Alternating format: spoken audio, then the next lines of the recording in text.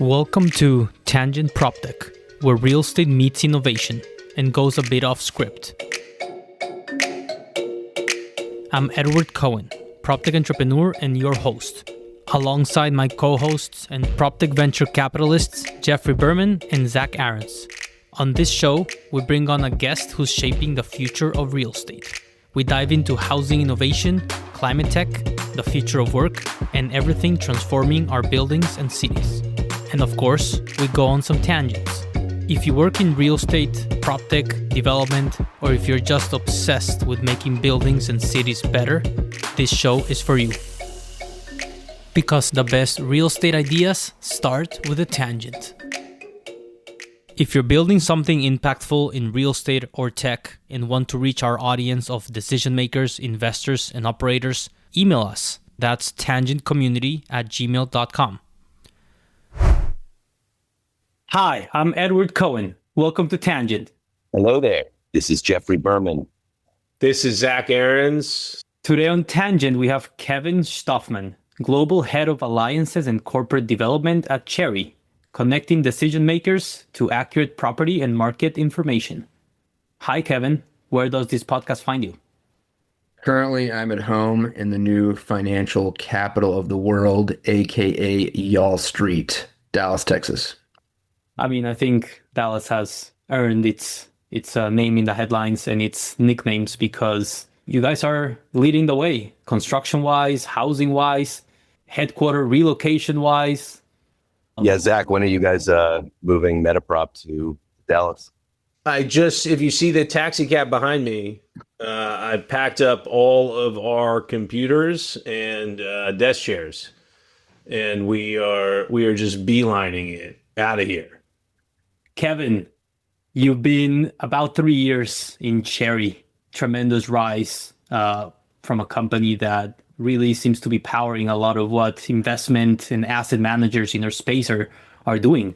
You come from a different side of the business. You come from the actual real estate world. You come from consulting for real estate strategy. So tell us, quickly for those in the audience that aren't familiar with you and Cherre, what's your background and how did you get here? Sure. Out of college, started at Morgan Stanley. I wasn't smart enough to be in the New York office where all the really fancy smart people were. I was in the Dallas office. I was an analyst on a real estate research team. Was there for 3 years, went to my bosses, said, look, how do I climb up? And they said, either get an MBA or get a CFA. So I stayed local to Dallas, went back to SMU, started in grad school, and week 2 of the MBA program just happened to be when Lehman crashed. So I knew pretty quickly there was not going to be a real estate investment banking job for me after grad school. So had to pivot. And a friend of mine was working in Ernst & Young, now EY's real estate technology group. So I'd just come do this for a year until the market recovers, and then you'll go back. And that was the plan. And then 9 years and 3 firms later, I was at Deloitte, and I was in charge of this nascent group that we were still arguing over what it was going to be called. Was it CRE tech? Was it real estate tech? Was it prop tech? Obviously, I think we've all settled on prop tech by now. Some people can argue, disagree, whatever. But it was at that time that I was evaluating a bunch of companies on behalf of our clients. There were large REITs and pension funds and banks. That's also when I happened to meet Zach and Jeff. We were kind of on the same conference circuit. Deloitte obviously had no shortage of marketing budget and was sponsoring a bunch of these conferences. And they'd say, who actually likes going to this stuff and speaking about it? Well, go send Kevin. I got to meet all these folks. And while I was there, I happened to meet a small software company. At the time, had 8 employees. And was focused on data visualization. And I thought, this is the future. So introduced them to a handful of Deloitte's clients. That led to a couple pilots. They said, please come do this for us full time. Spent 6 months saying no, and then eventually said yes, became their COO, was there for 3 years, and grew the employee base, raised our A round, opened up the London office. And while I was there, we were oftentimes competing with Cherre, which is where I am now. And during that time competing and pitching the same clients, being at the same conferences, we ended up partnering together on one of our clients, Starwood Capital. And so got the chance to actually collaborate and work together. And I built a relationship with the team, and that relationship blossomed until eventually they convinced me to join them. And so I joined Cherre November of 2022. So I guess as of now, 3 years together. Fascinating journey, and congratulations on your 3-year anniversary. So let's talk about the problem in terms of why real estate companies are still running multi-million-dollar assets on spreadsheets. Well, one, because they can, as long as you keep producing decent returns and you provide tax advantaged vehicles that are not often perfectly correlated with other investments that well-capitalized people do. They'll keep giving you more money to do the same until you prove otherwise. But mostly because people that sit inside of real estate companies, they have different jobs within those companies. They're incentivized in different ways, and so they have tools to perform those jobs in different ways. And although it would benefit them to share data and collaborate across systems, they don't always have to. And so someone who's in charge of leasing, and they live inside their leasing tool, which might be a system, but it might just be a spreadsheet. Someone who's in charge of underwriting or acquisitions, they have their own tool or their own spreadsheet. Someone who's in charge of capital raising might have their own tool, their own spreadsheet, and on it goes. And they enter their information in whatever way they know to do best. And then, of course, because this is such a people business, they rely on relationships to actually move the needle in their job, what's most important.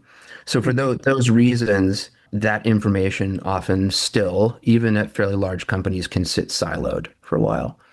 And many companies are trying to solve this problem. Cherre started trying to solve this problem 7-ish years ago in earnest. The platform launched in 2018, but when Intel Capital led our A round in 2019, that's when we really started going to market with it. And it was an attempt to marry the information from disparate systems, whether it was data that a client would enter themselves into systems that they licensed, right? An ERP system, a CRM, a leasing tool, where it was their data, they entered it, they owned it, they used it, versus information that they might buy. So market data, comps, demographics, foot traffic, whatever, which is not information that they control, but information they purchased. And those would often have different data models. And bringing all of that information together into one data model that could be used is our focus each and every day across property types, across life cycle stages, across geographic regions, and across target operating models. So let's talk about Cherre, and let's talk about those, what is it now, over 3.5 billion data points across the build world that you guys have? Almost 4 trillion in assets flowing through the platform. The data point number, I have no idea actually how many data points are flowing through, because there's client data, there's partner data, there's investor data, there's competitor data. Some of that information sits there and is static. Some of that information is integrated together and is used for internal analytics only. Some of it informs data models and AI agents, and it's moving so much faster. I think what's different about Cherre today mostly is just the pace of change. So how do you even begin architecting something that complex, and what's allowed you guys to scale without breaking? So when we built Cherre 1.0, it was all based on a knowledge graph that we called it our foundational data model. And it was used by pulling together all of the information from the tax assessors in the US. So all the property data that would get submitted to the tax assessors, we pulled all of that information together. We then formed partnerships with some other data partners that had parcel boundary data, lat long information, and then entity information. We combined those 3 sources with the assessors, built the knowledge graph, and then we've obviously iterated on it over the years to make it smarter, better, bigger. And then that became the infrastructure that everything else then connected with. So every time we sign a new data partner, and when I say sign a new data partner, basically it means getting the legal guardrails in place to where if some client buys their data, we're allowed to also host it in our platform integrated with the data model. So a client needs to go buy Placer AI data or Green Street or MSCI themselves, or we'll facilitate the resale, but they actually have to, they have to buy the data from that partner, and then we can legally integrate it with our knowledge graph. So every year the knowledge graph grows by partner and then gets continually tested internally by our clients, externally by our partners, often also times by auditors, because this is being produced for financial reports. So every year we learn certain data sets have more holes than others. And in 2022, it's crazy that it took 5 years, but we introduced a validation engine on top. So now it's not just fill rates and accuracy over time. It's, okay, what about, does lease end date appear before lease start date? That's a problem. Go fix that.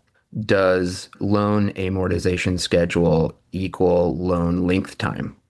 Does loan type equal standard, but loan balloon payment equal yes? Also a problem, right? So all these validation rules, this turned into a library that basically it's almost like a network effect. It just gets smarter as all of our clients introduce new edge cases that we honestly, even with our knowledge, weren't thinking about as we grew the graph. A quite literal network effect in this case. Jeff and Zach, when you're assessing, data aggregators, data providers here in the market on Tangent, we've had pinpoint analytics that are now gathering public development projects information across the nation. So how do you guys assess, single points of truth, what companies to back? How do you assess the potential of a Cherre here that has aggregated so many sources and now is verifying that the data is in fact accurate and also allows LPs of yours or allows investment and asset managers to really power their decision making?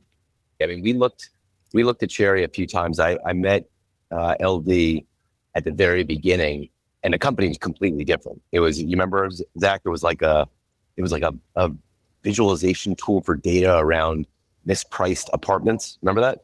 And it just had no application for strategic owner and operators. And as the platform grew, like I'll speak to it from the investment side.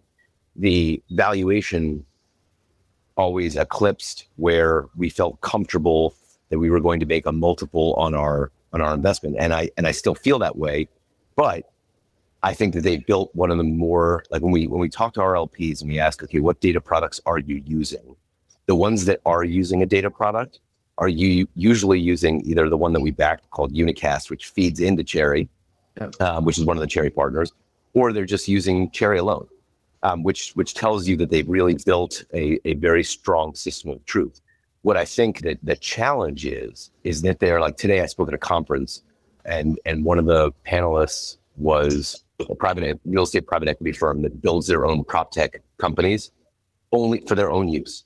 And they specifically referenced Cherre. They said, we built our own Cherre and it cost us about $1 million.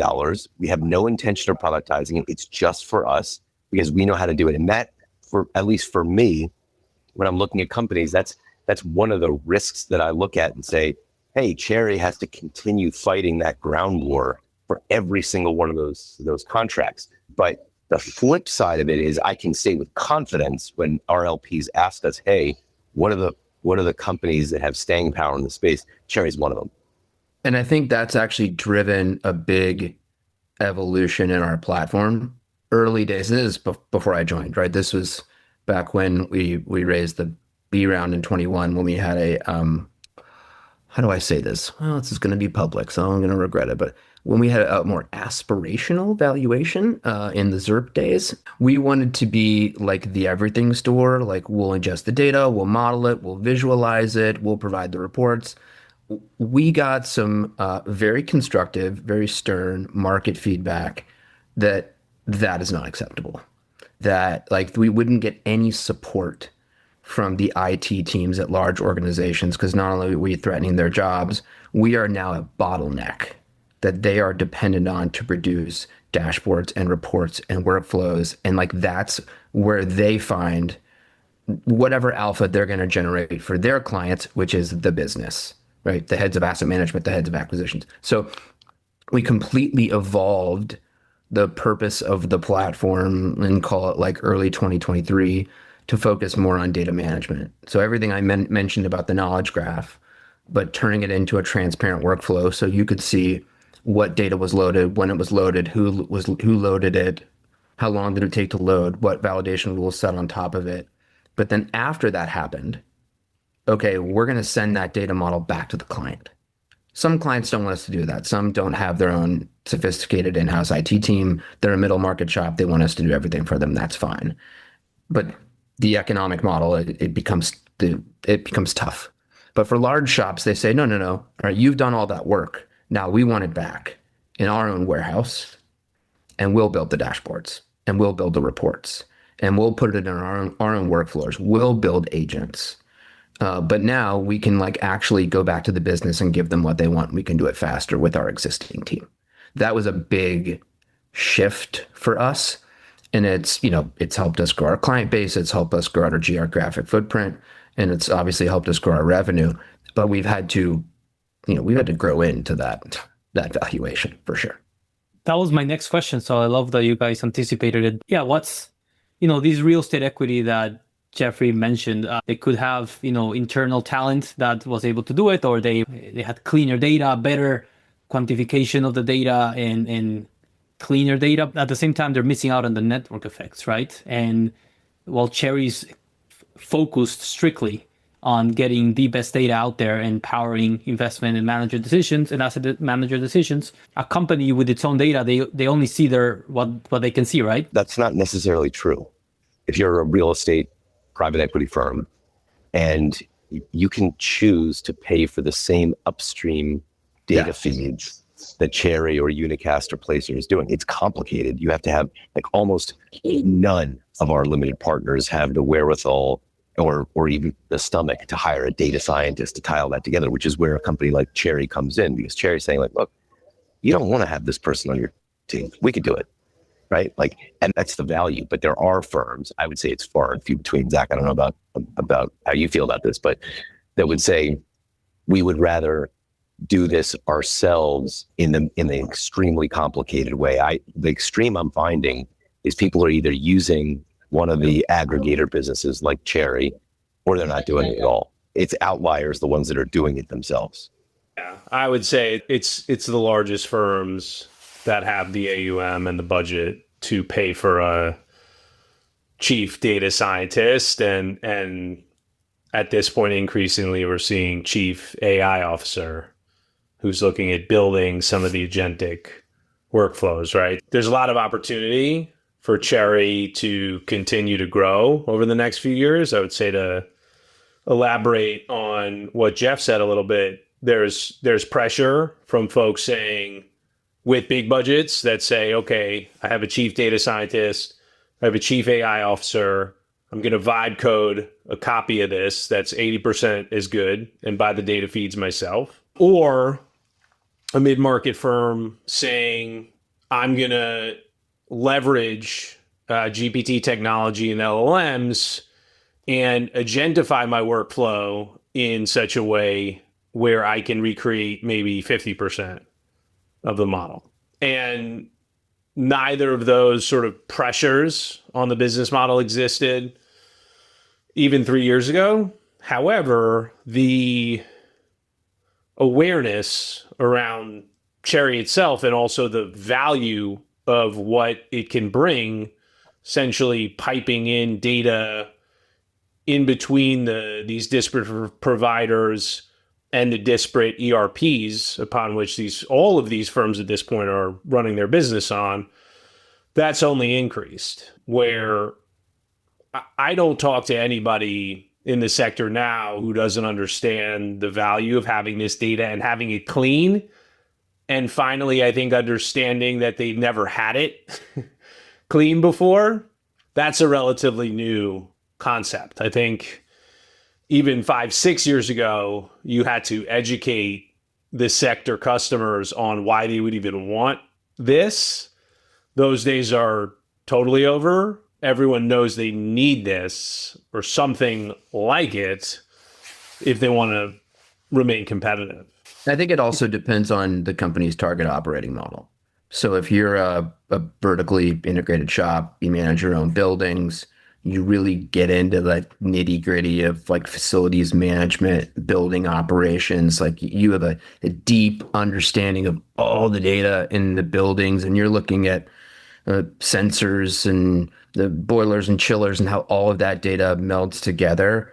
It's more likely you're going to have some folks in house that do that stuff, and we won't, Cherre won't add as much value because we just won't have as much domain knowledge about all those different bespoke connectors and how to interoperate them and really deliver economic value faster. And so we don't have as many of those companies as clients. And that usually shows itself like some of like the family-owned multi-generational real estate businesses in New York or the publicly traded REITs. They usually done a lot of that more in-house versus the larger capital allocators that say, we have money, we give it out. Those folks go manage buildings and then they send us data back from their own systems, their own charts of accounts, their own data models, and oh man, like pulling that information together so that we can do corporate reporting is a nightmare. We've grown a lot in that part of the business because they want macro trends. They want to allocate capital, not actually manage buildings day to day. So bringing together market data and owned data, like that's down the fairway for us. So most of our growth has been the pension funds, the real estate arms of banks, the real estate arms of insurance companies, the private firms that are probably more at the portfolio management level and maybe the asset management level, but not the property management level. Can you talk a little more specifically, among your customers without naming names or anything that you can share with us, who's getting it right? Who's using Cherre in ways that go beyond reporting and actually improve underwriting or decision-making or the ultimate outcome of their investments? So I think it goes in phases, right? Some of the clients that have been with us the longest, they always start by integrating their core financial data first to make sure that whatever quarterly reporting package they're sending out to their LPs or auditors is information that they can trust and reproduce on a quarterly basis for a lower cost and lower risk. So it starts there, usually their core ERP system, all the various modules. Then they integrate in underwriting models so they can compare underwriting to actuals. That's usually the next step. After they've done that, it's whatever benchmarking indices they subscribe to. So the most common integration, if I'm just going to throw a system name out there, is going to be like Yardi first, or Yardi or MRI first, or RealPage or Entrada or JDE, and then Argus or VTS, and then NACREF, and then some market data. So now you have underwriting versus actuals versus benchmark versus market, right? Those companies that start with those now get to go out to the marketplace and say, look, we have a data-backed pitch for why you should give us more money in our next fund. We can show our track record backed with data with trends. Then they begin to add on things that make them show that they have a sophisticated view of the market they're investing in. We know a little bit more about supply risk that might be coming in the markets we're thinking about investing in because we buy permitting data. We understand the potential opportunities and risks based on demographic trends and movement because we are subscribing to Camber Creek backed company Unicast data. We understand a little bit more about the local markets we're investing in around foot traffic because we subscribe to Placer AI. And so it starts with this core information set, and then you just begin building concentric circles of other integrations once you've already proved that connecting information is actually valuable. That's how our best clients are doing it. They don't have like a big 3-year plan of here's 40 integrations. They say, here are the 3 that are causing us the most problems, where we have the most bodies going at it. It's costing us a lot of money. There's the risk of a financial restatement. Let's solve that problem first. And then we can be a little more aspirational. And once the data model is a little more trusted, then the value of AI actually becomes valuable. Then you can say, like, I can go beyond the bot that sends an invoice or executes a work order, and I can have AI tell me, ooh, hey, I've got this work order scheduled for Saturday, but I've also got a tour scheduled for Saturday. The future of real estate comes together again next September at Blueprint in Las Vegas. You'll join more than 900 built world executives and over 850 startups and investors who are shaping how the industry works from construction to transaction. With trillions of dollars in assets represented and some of the world's best innovators under one roof, this is where the future of the built world takes shape. Blueprint 2026 will be held at the Venetian Las Vegas from September 22nd to 24th. Tangent listeners can save $300 on an all-access pass by visiting blueprintvegas.com/tangent. That's blueprintvegas.com/tangent for $300 off your Blueprint all-access pass. See you all there. Based on the size of the lease versus the cost of the work order, AI now recommends I reschedule the work order maintenance and I go ahead with the tour anyway. Like bots can do a lot of doing, but they don't think. AI thinks, but the risk of AI thinking with bad data gets exponentially worse, or better if it's good data, right? We're going to talk about AI more in depth in a little bit, but before then, your partners, your growing set of partners, you have 150 plus data and application partners. Yeah. So how do you choose which platforms to integrate with, and how do you stay the Switzerland, if you will, when everyone wants exclusivity oftentimes? So this is another area where Cherre's evolved a bunch. When we were first building, and we were probably first meeting with Zach and Jeff to raise money, it was an arms race. And so it was just, do you want to partner with Cherre? Great, sign here. Let's the term, we'll worry about the terms later. Let's just get a contract in place. It was quantity, not quality. What we noticed was, of the, let's say, 150 or so partners we have today, 10% of them are responsible for over 2/3 of our connections and integrations revenue amongst our clients. The market has chosen the platforms that they like to work with, and we used to build it before they come, right? We used to field the dreams. Like, we just need to have all those agreements in place so that if a prospect says, are you partnered with X firm? We could say yes. We don't really do that anymore. We now say, okay, what does not maybe the TAM look like, but like, do we already have clients subscribing to XYZ data or licensing ABC application? Okay, is there a critical mass already using? Okay, that's worth a partnership, number one. Number two, how much would they benefit from a partnership with us, right? For data providers, it's easy because they have a data set, they want to leverage our distribution. And we want to help our clients by having legal guardrails and technical capabilities in place. But for applications, it's a little more nuanced because we don't want to be the visualization engine anymore now. And a lot of applications have built really sophisticated visual layers and analytics layers, but they're hamstrung by the type of data that they can host in their application, either by legal limitations or technical limitations. So some of these applications now have actually become not just Cherre partners, but Cherre clients. So the partnership actually looks like them becoming our client, and they go out to their client base and say, look, hey, we can now get your other data from these 7 systems in our platform powered by Cherre. So it expands their ecosystem, and then it helps us scale because now they can go kind of resell Cherre. That's been a big growth engine for us, and something I think we were excited about for a long time, but we really weren't able to operationalize until this year.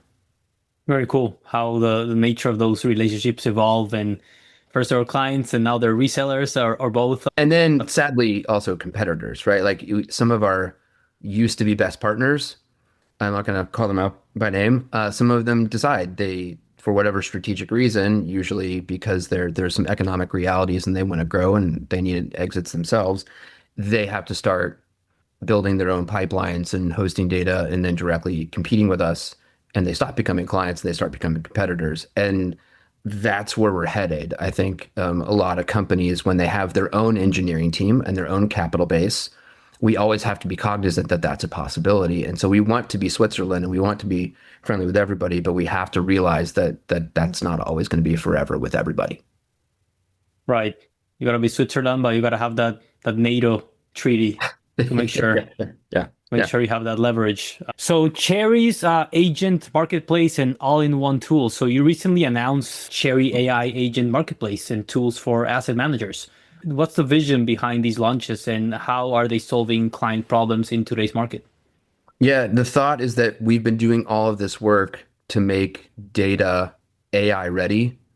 Why shouldn't we just take the next step then and then implement some AI work packages on top? I think every company is introducing AI wrappers on their platform. And we started leveraging AI workflows in 2022 when we introduced our data submissions platform. At first, it was just, okay, client sends in a general ledger file in a rent roll, and we have to map it to their corporate chartered accounts. Okay, AI is going to guess the mapping, right? That was the first iteration back in 2022, and it's gotten a little bit more sophisticated and robust with every quarter. And now it's to the point where we're trying to introduce, lead to lease work packages, work order work packages, investor reporting work packages. And this is still super early days. And we are not going to go compete with in a lease AI. That's just not what we do. It's not our core competency. But if all of their data already sits inside of Cherre and they want to take it to the next step and have some workflow, like we would love to do that for them. But the real reason for launching the marketplace is so our partners can use them. So our partners can take Studio Marketplace, which is basically driven by N8N, which is a AI workflow tool that a lot of software companies are using. We are not unique in that. They can take our off-the-shelf AI agents and build work packages of their own, like basically white label them and build proprietary libraries of AI agents on top of Cherre data and deliver them to their clients. And although on our website, I think we advertise maybe around 100 agents. Gosh, I hate that this is like on a recorded podcast, but we're just going to say it because we're all about transparency here. About 15 of them have actually been built and tested and are deployed. But we want to be aspirational here and we want to get clients excited. And we advertised all 100 of them because we kind of want to know, like, which ones of these would clients actually want to buy. But some of these sound exciting, but if you're a vertically integrated Class A office owner operator, which ones of these excite you? If you're a student housing property manager, do you have different ones that excite you? If you rely on government incentive programs for financing buildings, do you have different agents that excite you? If you're a service provider, do you have different agents that excite you? So we're kind of like gathering market feedback on which agents are actually going to move the needle before we just go build all of them. I think that's quite sound and responsible and also intellectually honest. And Cherre, you've done 15 agents so far. You can do the rest of them when the need matches the requirements to prioritize it accordingly. So I don't see anything wrong with it. I think it's almost refreshing that a company the size of Cherre, wants to co-develop these agents with their partners, with their clients based on their needs. Who knows better what clients' needs are than themselves? Yeah. So everyone's pitching ChatGPT for building wrappers. Which real estate AI use cases are actually showing traction or delivering results or exciting you? At the moment, it's like super early days, but leasing seems to be the one that everyone is talking about just because it's so core to so many different departments of real estate companies. If you get smarter about lead to lease, that drives revenue. If you get smarter about that, that also helps with underwriting market lease assumptions, also helps get ahead of the capital raising process. Basically anything related to revenue, if you get smarter about lead to lease, it just has so many like downstream effects. So a lot of clients are excited about lead to lease. We thought there was going to be a lot of AI agent questions around everything operationally to cut costs. and we aren't seeing it yet. And that just might be because that's some of the data that isn't as clean. A lot of the AI questions are coming from executives, and executives are attracted to revenue. And therefore, like the first, set of excitement questions these last few months have been around accelerating leasing, getting marketing better, like, because that drives revenue, and revenue drives top line, and therefore better valuations. But I think if you fast forward 12 months from now, what's really going to move the needle is going to be agents that help control cost and risk. Because when you're thinking about NOI, I don't know, you gotta control both revenue and operating costs to improve NOI, and a building valuation is directly correlated to NOI. So I like whatever is going to have the most material effect on NOI, I think is what is going to have staying power with regard to agents. It's just that right now it's a shiny ball. So like, who controls the shiny ball? Typically the C-suite people, and they like revenue.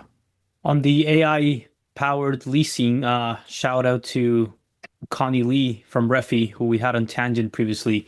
I think it's a super exciting space. Curious, Jeffrey and Zach, what AI use cases so far in real estate have excited you or you're looking at? I'll share a cool one that we saw. Gen AI for the restoration contracting business. So what makes LLMs interesting for restoration instead of other subverticals of contracting is restoration, you have to collect from the insurance company, right? There's been some catastrophe, maybe it's a flood, need to do a remediation and then a restoration of the space. Insurance is theoretically paying it out. As you might imagine, the insurance companies make the forms needed, the requisitions, the compliance associated with getting documentation on your job to actually get paid. They make it as complicated as possible. So about half of the staff that's in the office at these firms spends more than half their time going back and forth with insurance companies on these documents. And so AI can, one, fill out these forms better than a human can, and two, do it about 5 times faster at least than any human can.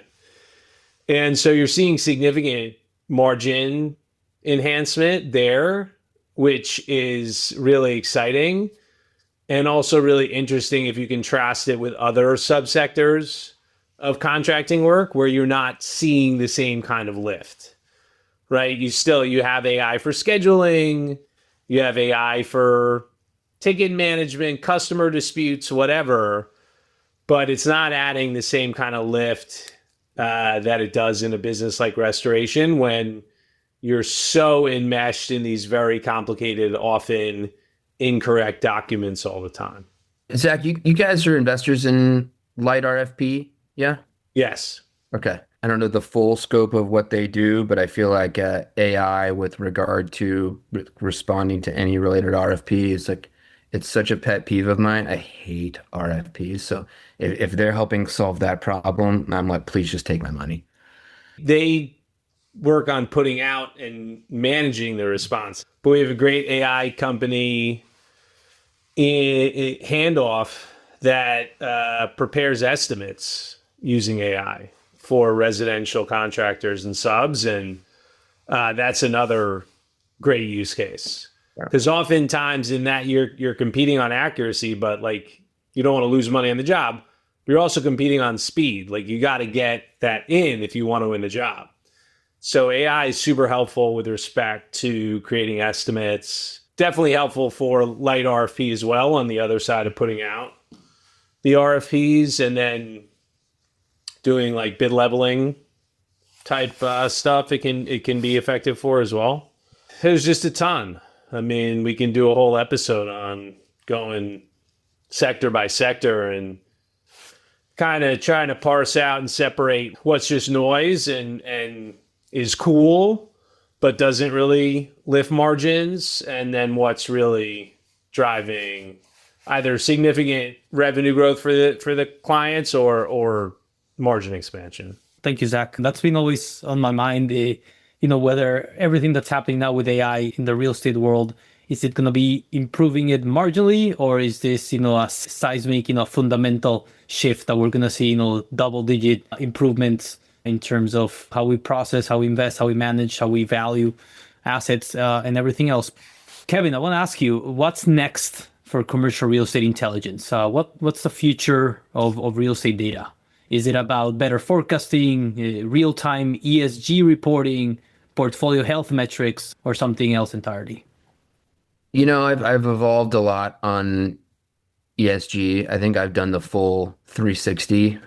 When I was at Deloitte and then joined Navigator, that was like peak ESG. It was like we're going to introduce building scores, and you're going to get better financing vehicles for green buildings. And then BlackRock and all these capital, they were really big on it. And then Trump came in and they divested, and it went through the trough. And I think eventually we're going to get back to like, look, the more information you have about live, work, and play and healthier buildings, there's going to be downstream effects, and that's positive. There will be higher rents. There will be more activity in buildings that are smarter and greener. And so I'm long-term bullish on ESG, but I'm definitely short-term skeptical, unless it means you're going to have a better cost profile in the building as a result of deploying those tools. But you won't know if you have a better cost profile until you're gathering all the data to actually run those ROI calcs. So it just begins with data gathering. I actually think the next frontier of real estate data is going to go more niche. I don't know if you guys read Brad Hargraves, but I feel like he's gone all in on the emerging manager chooses esoteric real estate category and is trying to institutionalize said category, right? The surf parks and glamping and vertical farming, and there's maybe 20 of them, and maybe only 3 of them become the next industrial outdoor storage, but something's going to hit. Gathering data early on these categories is going to make some people really rich. So obviously we're excited about that, because any change in the market means change in the needs for data, and we want to be there to collect and connect and observe and validate and visualize all of that data. Let's switch gears a little bit here, because affordable housing is something that we speak about a lot here in the podcast. It's near and dear to our hearts, and how technology can help improve access to housing, how we finance it, how we build it, how we structure it. And with Zach, we speak a lot about something that you, Kevin, wrote recently, which is you can't have it both ways. Either homes are affordable or they're good investments. Historically, owning a home not guarantee, but best likelihood of upward mobility in society as you build your equity. Nowadays, it's very hard for millennials and even younger generations to aspire to own a home anytime soon. So how should institutional capital think about this tension? What data gaps are making it worse, if anything? And is there a middle point? Can renters become more investors, as we're seeing, the rise of tokenized single-family rental investments with companies like Arrived or even Fundrise? I think the more you can make the power of the purse individual and the power of government less important and get them out of the way, the better off we're going to be. Obviously, this is a sadly timely conversation with the New York mayoral election. I feel like we've had not years, but decades of experience, and now a pretty decent multi-city set of data that shows that, rent freezes and in many places rent control, it actually hurts the folks it's meant to help and protect. And the real way to make housing more affordable, but also unlock wealth creation, is to create more supply for people and individuals to monetize themselves, first to rent, but then eventually to own. I do like the creativity of a lot of these new companies that are helping you basically build savings accounts that earn larger interest than a traditional bank savings account that can then be applied toward a down payment. So you're like, just to maybe get people building the mental muscle of wanting to own something earlier in their life. I think that's a great cultural skill to have in our life. So many things are being pushed off later to adulthood because technology is making it so. Like the fact that like my 16-year-old cousin has no desire to have a driver's license because she can Uber everywhere. It's like anathema to me. I was like, the one thing I wanted was like the personal freedom to like have a car, be able to leave. But like people, like, all that stuff seems like it's being pushed off to later because technology will just take care of that for me. I don't need the freedom. I just want convenience. If we can introduce a little bit more, no, I want more control and more freedom in my life back into the conversation of people amongst our citizens, I think the better off we're going to be. And part of that starts with wanting to build something that you get to call your own and some sort of asset that grows in value over time. We want that to be a focus, I think, of everyone. And there is a fine line I think we can walk of making things affordable, but also making them good investments. Maybe you're not going to be getting double-digit returns, but I think we can have it a little bit both ways, just not perfect. Zach, any thoughts? Should renters aspire to become homeowners? No, not necessarily. Look at what the S&P 500's done versus home price appreciation over the past 20 years. I mean, it's blown it out of the water. Renting gives you flexibility as long as you have a good landlord and as long as inflation of that rent does not get out of control. You're better off renting and squirreling away whatever money you can into an index fund. I mentioned that before on this program. I think the whole idea of home ownership as this fundamentally American value is unnecessary. And I think if we reintroduced like civic and economic education early and we got people excited about saving money and investing it, and like that was core to like something you learned in third grade or earlier, that would be great. But until that happens, until that's like really, really part of the education culture, the reason why home ownership is valuable is because it's kind of like a forced savings plan. Putting money away because like you have to, and like it's growing in value over time, and it absolutely will not be better than, you know, Vanguard S&P 500, but it is saving. Collaboration superpower. Kevin, if you could choose one person, historic or living, to do a partnership with, who would it be?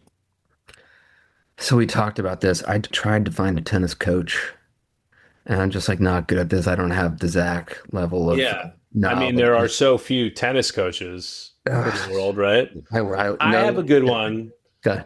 He's not a tennis coach. He's a basketball coach. Kevin mentioned SMU, go Mustangs. Yep. And I gotta say, I would love to collaborate with Larry Brown, who at one point over his illustrious career was the coach of the SMU Mustangs varsity basketball team. He was also the coach of the Pacers when they were the nemesis to our beloved Knicks in the 90s. He also won a championship with the Pistons. He also won a championship with the Kansas Jayhawks. He's the only coach in the history of basketball to win an NCAA title and an NBA championship. He's also from Brooklyn and Jewish. Go figure. That checks a lot of boxes. For me, it does. Yeah. It doesn't check a lot of boxes for everybody, but for me, it definitely does. My person, I don't know, it depends on who you talk to, probably a controversial figure. I know some folks have said Sam Zell before, Elon Musk before. I chose William Levitt of Levittown fame. We could probably have a long debate on whether like what he introduced, which is basically the father of suburban sprawl, and whether that was actually a good thing for real estate, for America. But I think his level of innovation in the world of process and real estate development was quite ahead of its time. If you inserted him in his prime right now with the availability of big data and AI and all these new emerging little real estate niches that are happening. Like if Cherre had a liquidity event tomorrow and I had a bunch of money and all this, and I could choose one partner to be like, let's really innovate and institutionalize a new niche of real estate, I would choose William Levitt to help me do it. Certainly a pioneer, undoubtedly a visionary in the real estate world. His homes actually used to sell for under $10,000. Can you imagine? But this is the moment where I take the opportunity to say that we know Zach has been very passionate about tennis lately, and I can confirm his skills match his talk, because I had the absolute honor to see him play paddle, not the same, but close enough, recently, and he has the same charisma and the same skills on the court and off of it. His colleague Evan Pettit is even better, but that's a different story. So shout out to Zach and his tennis and paddle skills. He's not better. He was just impressive since he hadn't played. I played maybe 4 times before, but Evan, coming for you. Zach speaks on the court. Kevin, where can Tangent listeners learn more about Cherre and connect with you? Yeah, www.cherre.com. Almost like the fruit, but not CHERRE. It's like cherry on top of real estate.com. But if you want to connect with me, just find me on LinkedIn. I don't really use other social media, but I spend almost as much time on LinkedIn as I do wearing vests. So find me there. Kevin Shtofman, Global Head of Alliances and Corporate Development at Cherre, connecting decision makers to accurate property and market information. Thank you so much for coming to Tangent today and showing us your wisdom and telling us about all the exciting stuff you're working on. Muchas gracias, and thank you for listening to this episode of Tangent PropTech. If you learned something new or enjoyed the conversation, text a friend the link to this episode right now. You can find links, resources, and ways to connect with us in the show notes, or reach out anytime at tangentcommunity@gmail.com. We love interview suggestions, topic ideas, or just a friendly hello. Tangent PropTech is co-hosted by me, Edward Cohen, along with Jeffrey Berman and Zach Ahrens.